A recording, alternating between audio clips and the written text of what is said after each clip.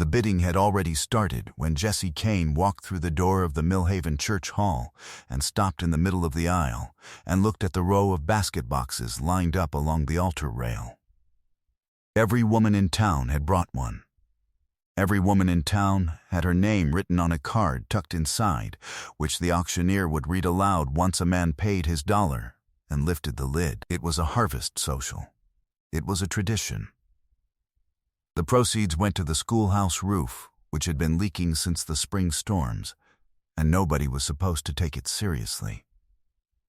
Jesse looked at the baskets, and then he looked at the far end of the row, at the one set slightly apart from the others, at the one wrapped in plain brown paper and tied with a piece of kitchen twine, at the one that had been placed there as if the woman who brought it already understood that nobody would choose it first. He chose it first. If you already know, if something in a man who walks straight past all the pretty ribbons and goes to the one set apart, if that already has you, subscribe to this channel right now and stay with me until the last word. Drop the name of your city in the comments. I want to see how far this story travels tonight. Now come back with me to Millhaven, Kansas in October of 1884, because what happens after Jesse Kane lays down his $1 is something this town is still talking about 20 years later. Her name was Hannah Birch, and she had lived in Millhaven for 6 years and been invisible in it for most of them. Not rudely invisible. The town was not unkind, exactly, but invisible the way a piece of furniture becomes invisible. Present and necessary and thoroughly unremarked upon. She had come from Ohio at 22 with her aunt, who had since died and left her the house on the east side of Birch Creek Road and a small kitchen garden that Hannah had spent 6 years making into something remarkable. She was 28 now. She was broad-shouldered and deep-chested and full through the hips, and she moved through the world with the unhurried steadiness of a woman who had made peace some years back with taking up space. The peace had not been easy to arrive at. She had arrived at it anyway. She kept bees. She kept 3 varieties of apple tree. She canned 17 different things and had never once produced a jar that went bad before it was opened. She could tell by the smell of a dough whether it needed more water or more time. And she was almost never wrong. These were not the qualities that Millhaven noticed, or not in the way it noticed Clara Pruitt's gold hair, or Josephine Whitmore's figure, or any of the things the town's available men had spent 6 years remarking upon in the street. Hannah had brought her basket to the harvest social because her neighbor, Mrs. Delacroix, who was 71 and had been coming to this social for 40 years, had asked her to. "You ought to be seen, Mrs." Delacroix had said. Hannah had not argued. She had packed the basket with what she could cook: apple tart with cinnamon crust, pulled pork slow roasted since dawn, sourdough rolls brushed with honey butter, a jar of her own apple preserves, and she had wrapped it in brown paper because she had no ribbons and had not thought to buy any. And she had set it at the end of the row because she had arrived late, and that was the space remaining. She was standing near the back wall when the bidding started, partly because the bench at the back was the sturdiest, and partly because she preferred to watch rather than be watched. The auctioneer was a cheerful man named Patterson, who had a gift for making the proceedings feel festive rather than desperate, which they sometimes were. The baskets went one by one. Clara Pruitt's went for $3.40, which was the record and was greeted with applause. Josephine Whitmore's went for $2.80. The laughter was easy and warm, and the schoolhouse roof would be fixed by November. Jesse Kane had been standing near the door since before the bidding started. Hannah had noticed him. She noticed most things. In the way you notice a man who is not looking at any particular thing but seems to be looking at everything. He was the rancher from the property 7 miles north of town, the one that had been his father's before him, and his grandfather's before that. She knew him by sight. Everyone did. He was 35 years old and had not married, and nobody seemed to know exactly why, which meant that every eligible woman in Millhaven had a theory. He was taller than most men in the room. He had dark hair and a face that had been used for a while, not unpleasantly. She watched him walk down the aisle and stop at the end of the row. She watched him pick up the brown paper basket. She felt the particular cold of a person who has been seen when they did not intend to be. Patterson looked up from his clipboard. There was a pause in the room, brief but real. Everyone had expected Jesse Kane, who had not come to a harvest social in 3 years, to bid on something with a ribbon. "That one there," Jesse said. He laid $1 on the table. Then, he laid a second $1 beside it. Patterson cleared his throat. $2 for the brown paper basket. "Sold to Mr. Kane, name on the card is..." He opened the lid and read the card. "Miss Hannah Birch." The silence lasted 8 seconds. Then somebody laughed. Not loud, not cruel. Just the small surprised laughter of a room that has not gotten what it expected. And then a second person laughed, and a third, and somebody said something too low for Hannah to hear, and a woman near the front pressed her hand over her mouth. And the room held that for a moment. Not unkindness, exactly, but its near neighbor. Jesse Kane did not change expression. He lifted the basket and turned and looked down the length of the hall until he found her at the back wall, and he nodded once, the way a man nods when the thing he intended has occurred, and came toward her. She had learned, over 28 years, that the way to survive a room that is laughing in your direction is to give it nothing to feed on. She kept her face steady. She kept her hands loose at her sides. She did not look around to see who was watching. "Miss Birch," he said. "Mr. Kane, I understand the tradition is supper together." He held up the basket. "I didn't eat before I came." "Then you timed it well," she said, "because I cooked since morning." He almost smiled at that. Not quite. The edge of it. They found a table near the side window, away from the center of the room, and she unpacked the basket while he watched. Not impatiently, not assessing, just watching the way a man watches something he is genuinely curious about. She set out the pork and the rolls and the tart and the preserves and 2 napkins and 2 forks, and the jar of apple preserves opened with the small knife she had thought to bring. The smell reached him before she had finished setting out the plates. She saw it happen. The slight forward lean, the unconscious closing of his eyes for half a second, the way a person does when something has landed in them that they were not prepared for.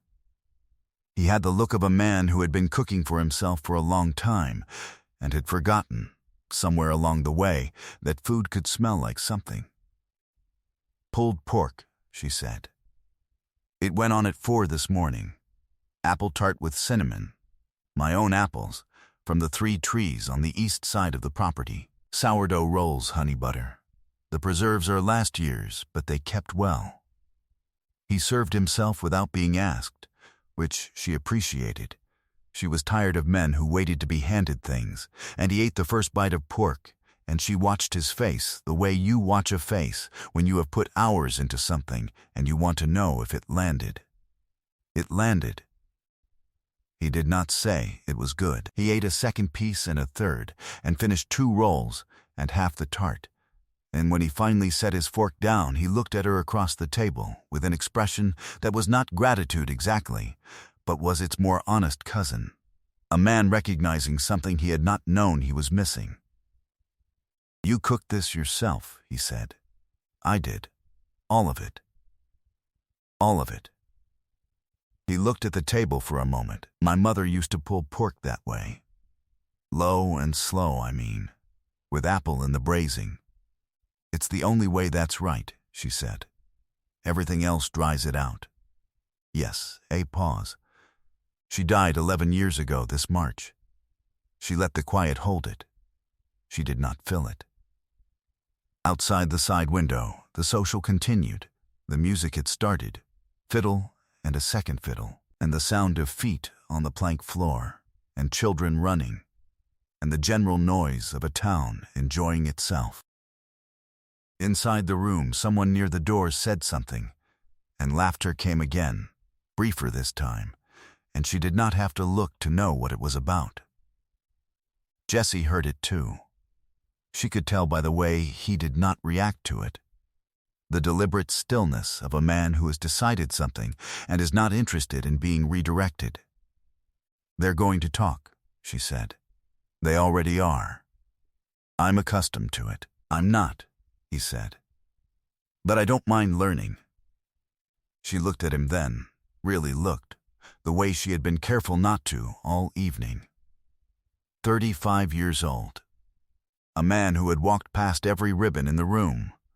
She had learned not to trust a thing that looked like attention before it proved itself to be, and this was one evening and a $2 basket, and she was 28 and sensible.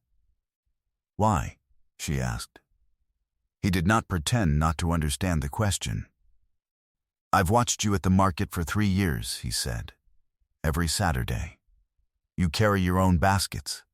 You don't ask anyone to hold your place in line. You know every vendor's name, and you know exactly what you want when you get there." He paused. A person who knows what they want is not as common as it should be. She said nothing for a moment. "That is an unusually plain thing to say," she said. "I'm not good at the other kind." He came back the following Saturday, not to the market, to her door at 10 in the morning, with his hat in his hand and a question about whether she might have time to walk the property line with him and tell him what she thought about the soil on the south side, which was giving him trouble. She suspected the south side soil was a pretext. She went anyway. The trouble was real, as it turned out. The drainage was wrong. Someone had diverted a creek channel years before he inherited the land, and the south field had been waterlogged every spring since. And she saw it in 20 minutes of walking and told him so. And told him how to fix it. And watched him absorb this, without defensiveness, which she noted. He did not argue. He did not explain why he had not seen it himself. He simply looked at the field and said, "You're right." And that was the end of it. He came back 2 Saturdays after that. With no pretext, he came to the door and asked if she would walk with him. And she said yes, and they walked along the creek road for an hour in the October air and talked about beekeeping and about apple varieties and about the particular difficulty of keeping a kitchen garden through a Kansas winter. And he listened the way some men listen, not waiting for his turn to speak, but actually taking in what she said, turning it over, asking the next question that followed from it. She noted that too. On the 3rd Saturday, he brought her a cutting from a winesap tree he had found growing wild on the north edge of his property. It was wrapped in wet burlap. He held it out and said, "I don't know if it's any good. Thought you might."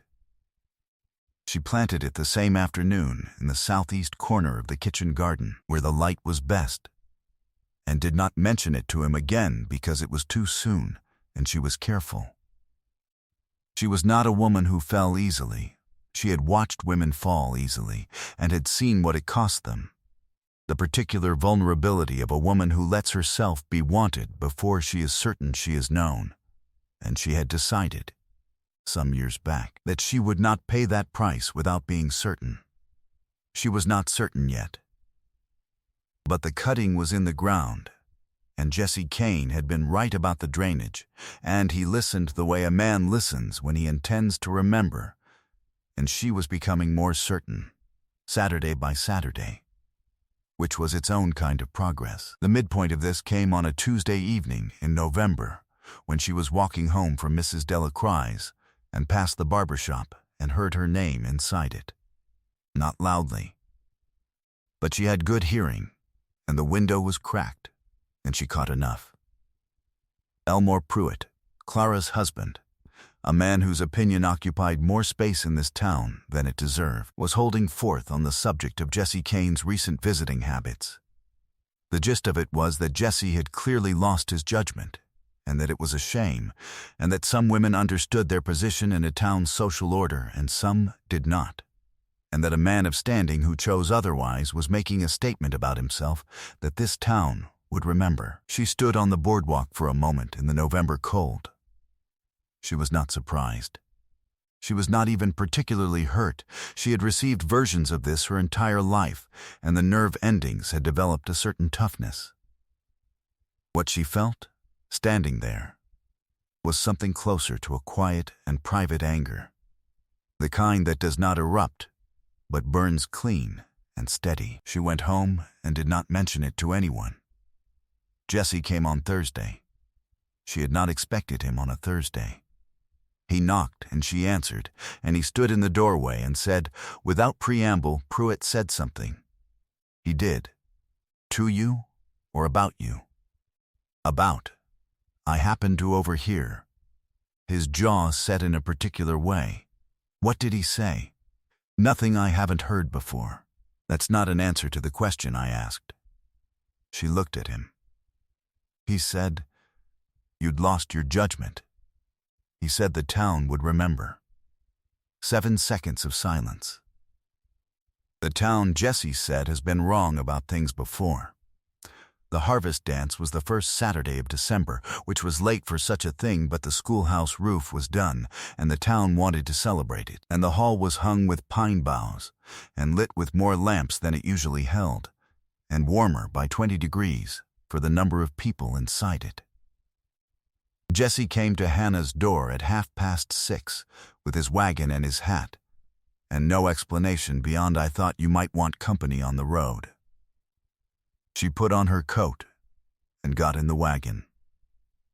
They arrived together.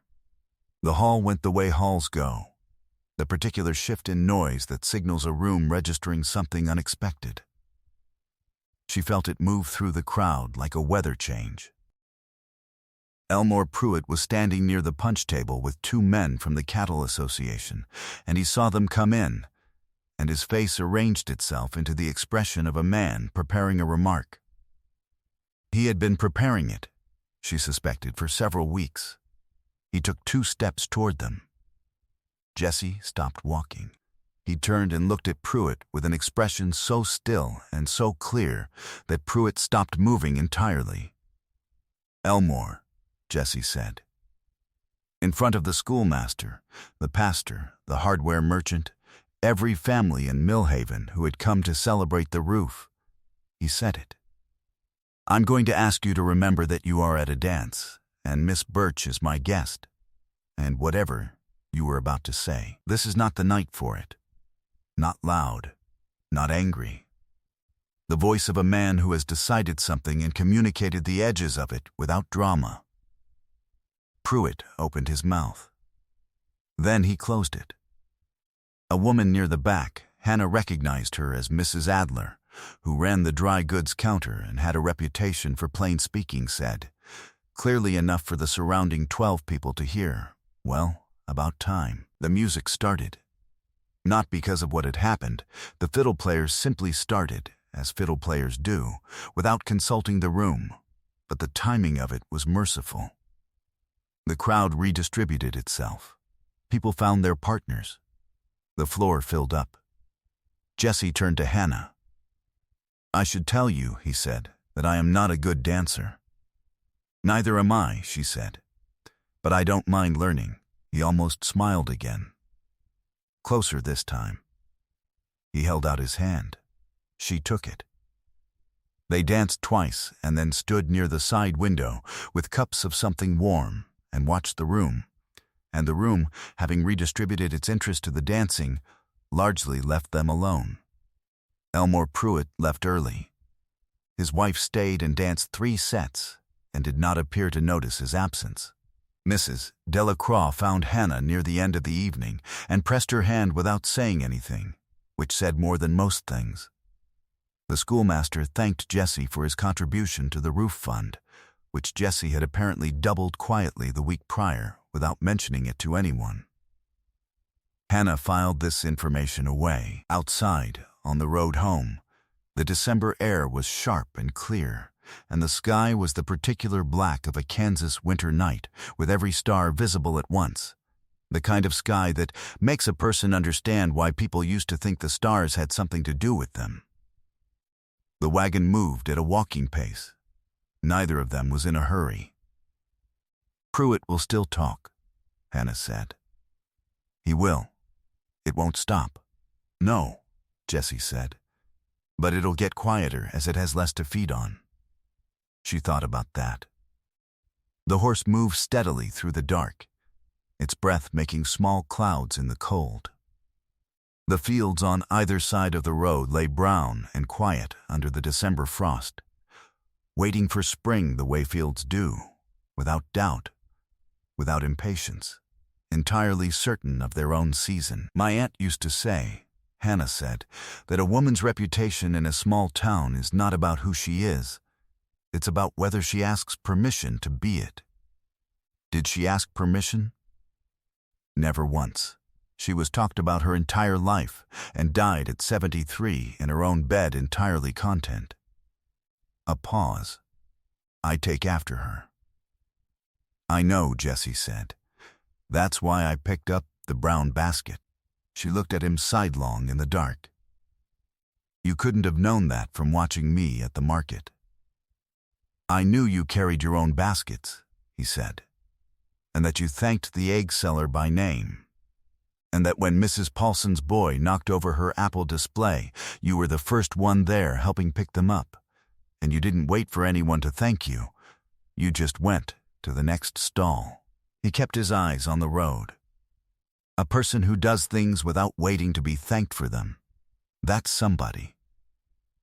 The horse pulled them through the dark toward the east side of Birch Creek Road, and the stars did what stars do in a Kansas December.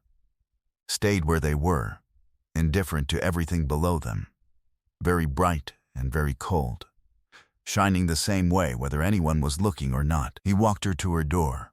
He stood on the porch step and held his hat in both hands. "I'll come Sunday," he said, "if that's agreeable." "It's agreeable," she said. He put his hat on and went back to the wagon, and she stood on her porch and watched the lamp on the wagon sway down the road until it was gone. And then she went inside to where her kitchen still smelled of the morning's baking, and she put the kettle on. And she sat down at her own table in her own house and felt something she was careful not to name too quickly. She had learned that naming things too quickly gave them the wrong shape. She would let it be what it was. She would let it grow in the dark the way her apple trees grew in winter, not visible, not dramatic, but putting down something permanent into the ground. Something that would come up in the right season and bear fruit long after anyone who had laughed about it had forgotten why they laughed. In the spring of 1885, Jesse Kane asked Hannah Birch to marry him on the south side of his property, where the drainage ditch they had spent the winter planning was now dug, and the field was dry for the first time in 7 years. She said yes with her boots in the good mud of a reclaimed field, in the slant of the April sun, and meant it entirely. In 1887, their daughter was born, and they named her Clara, not after Clara Pruitt, who had moved to Wichita by then, but after Hannah's grandmother, who had also kept bees, and also known her own mind, and also never once asked permission to take up whatever space she needed. The winesap cutting Jessie had brought that third Saturday grew into a tree that produced more fruit than they could use, and Hannah sold the surplus at the Saturday market for 11 years running, and it became the tree their daughter climbed, and the tree their daughter's daughter climbed after her, and the roots of it went down into the good reclaimed soil of that south field, and held. Millhaven talked about the Kanes for a while, then less, then stopped. There was nothing left to say. Jesse smiled more than he had in the previous 10 years combined, and the ranch was better than it had been since his grandfather's time, and Hannah Birch Hannah Kane moved through that town the way she had always moved through everything, steadily, without asking permission, taking up exactly the space she had always been entitled to. The basket auction came around every harvest, and every year the brown paper one went for the highest price, because word had gotten out about what was in them. Some women in that town began to leave their ribbons at home,